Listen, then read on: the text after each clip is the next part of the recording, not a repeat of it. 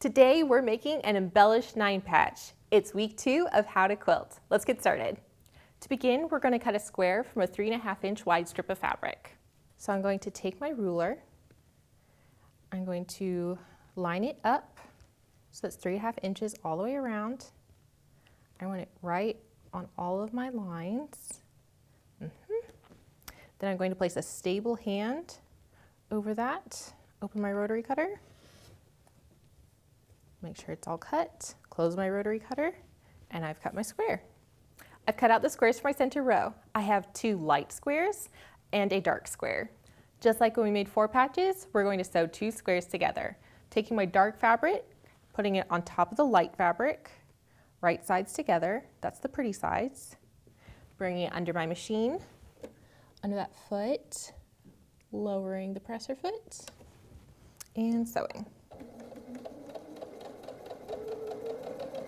Got that 1/4 inch foot on. That's helping me keep that 1/4 inch seam allowance. If you don't have a 1/4 inch foot, just mark that seam allowance with a pencil. Let's go ahead and press. For the center row, we're going to be pressing towards the dark. So to start, I've got my dark fabric on top. I'm going to just gently press that real quick. That sets the seam. Then I bring that darker fabric up over that seam. Kind of feel it with my fingers, make sure there's nothing tucked under. Bring my iron up to it and over it. Then I set it and I lift, and it's pressed. And now we're going to repeat that last process to sew on the final square of the center row. I'm going to bring it under my machine. Got it right under my foot like I want. Brought it down and sew.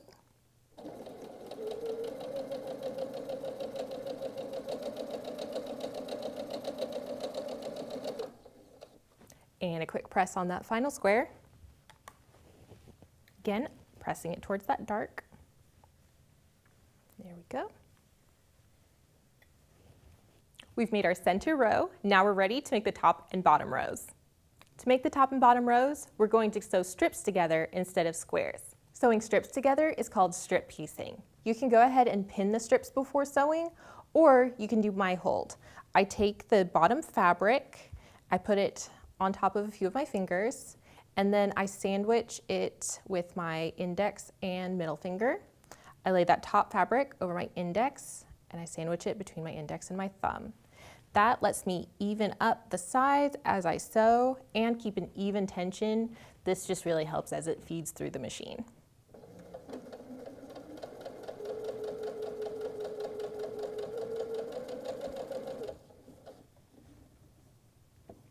You get down to that bottom edge, you can just kind of hold it with your hands.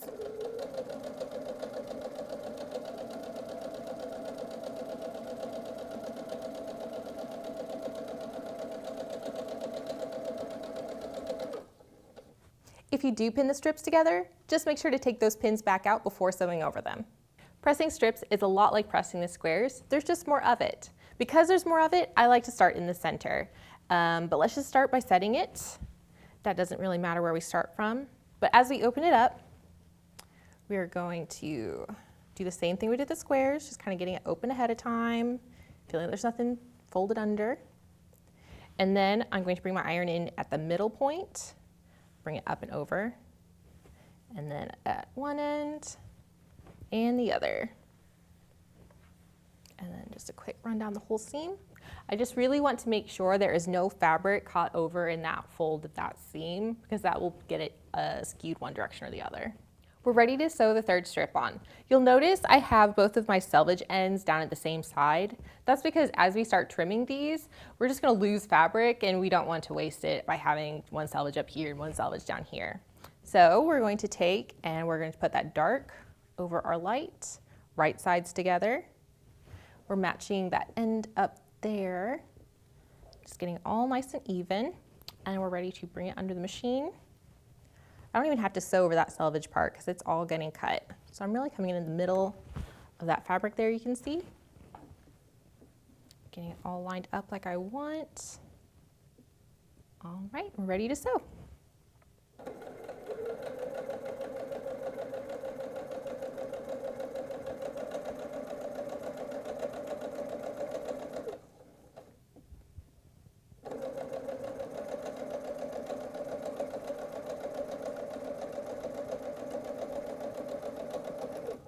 And we're going to press that last one just like last time. Set that seam, pull it over, start in the middle, pressing to the dark, getting the ends, and once over the whole thing for good measure. Before we cut, let's check for accuracy. I've taken my strip and I'm looking at this center. I've lined my ruler up over it, and I want to see that the lines are perfectly parallel, and I want to see that it's 3 inches finished. That's the size it's supposed to be without its seam allowances. We're ready to cut our strips into segment. To begin, we need a straight edge from which to make the rest of our segment cuts. So to do that, I take 2 rulers. I have one laid over that center strip, making sure all those lines are even, and I've got one that's covering my rough edge. I'm going to scooch it so that all of that fabric is under that ruler for my straight edge cut, but there's just not very much of it. That way I'm not wasting any fabric. Once I've got that all lined up just like I want it, this is where it pays to fuss as much as you want. All right, I've got it just like I want. I'm going to take the extra ruler away. I'm going to open my rotary cutter. I'm holding it with my dominant hand, and you'll notice that the fabric is going from the center of my body more towards my dominant hand. So if you're left-handed, this would just go the other way.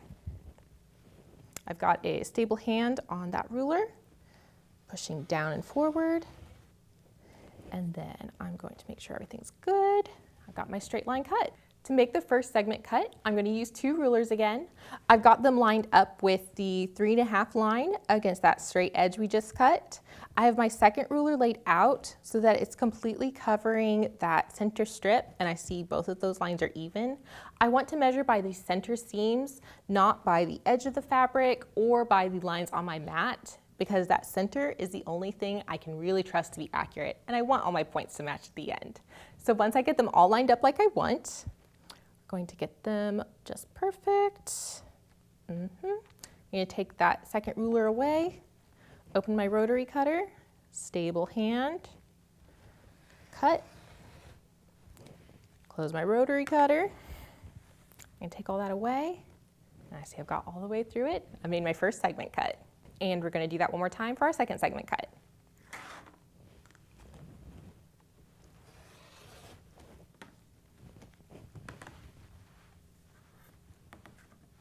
We're ready to sew our 9 patch rows together.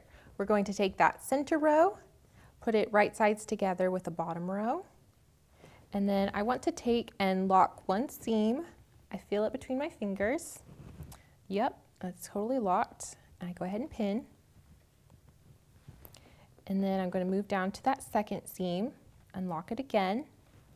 Once I feel that's locked, I can go ahead and pin.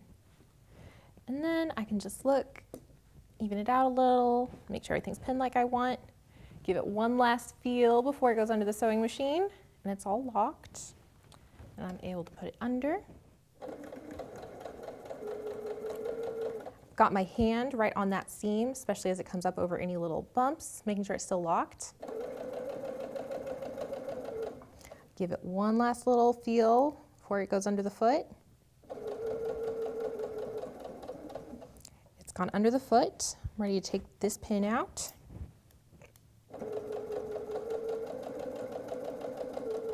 Same thing again as we approach that next seam.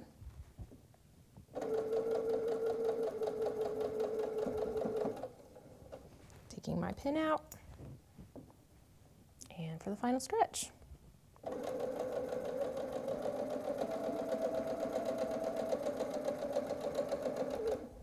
Let's press. Just like last time, we're going to set our seam. I am going to be pressing all in one direction. So I'm taking the one I want it to press towards, taking it open, make sure I got it like I want it, starting in that center. And then as I get to where those points match, I'm just very carefully going over them special. There's just enough fabric there, it usually takes a little extra heat. And then out to my little ends. And this is where you can kind of just ease everything out. We're going to do the same thing with the last row. We're putting them right sides together, pinning, sewing, and pressing. We're almost ready to attach our 9 patch to the apron. We're going to want to set our machine to a zigzag stitch. And before you do, if you have a straight stitch plate, Just make sure that you have a sewing stitch plate attached, otherwise you might break a needle. And be sure to install either an all-purpose foot or a satin stitch foot. I like the satin stitch foot. I have my pre-made apron and my 9 patch. I've pressed a crease into the center of the apron and I've set my 9 patch on its little corners. That way it lines up with that crease. And that's helping me lay it out just how I want it, nice and even. Once I have it just like I want it, I can just pin at the corners. I'm gonna start at that inside, so it's pointing towards the corners. This is going to let me sew it later without having to take any pins out because I won't be able to run over them. And I'm starting at that top and bottom corner.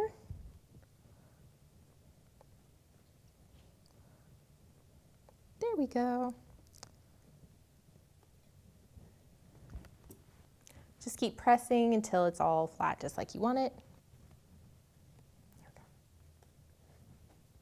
Once it's all pinned, I'm ready to top stitch. I have my machine lined up so that as I start sewing, I'm starting in that right side corner. That way my first 2 seams are going to go over that top of the 9 patch. So I've got it all lined up and I'm ready to zigzag. If that speed's worrying you, just go ahead and slow your machine down a little. We're not in a race.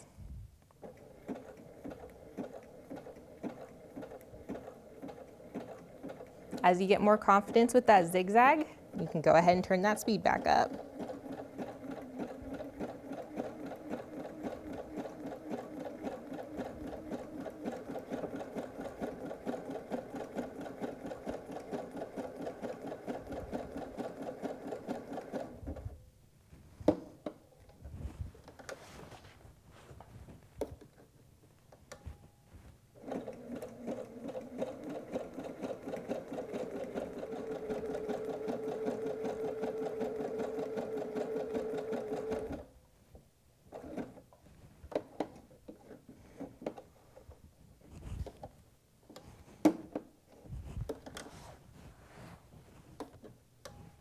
As you reach the end, just make sure you stitch a few stitches over where you began.